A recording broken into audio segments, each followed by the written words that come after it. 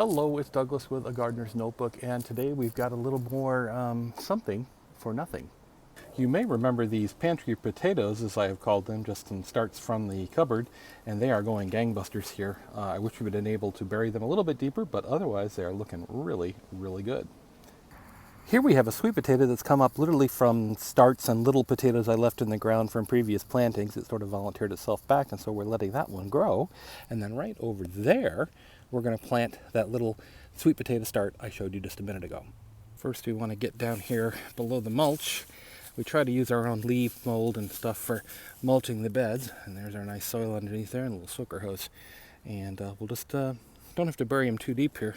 So we'll just kind of pop the soil out, take our sweet potato start, kind of set him in there, and just hill up the soil around him.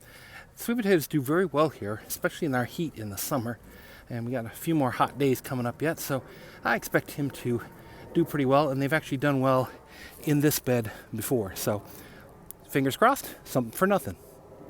So that's just one thing happening in my garden this weekend. What's happening in yours? Drop me a comment.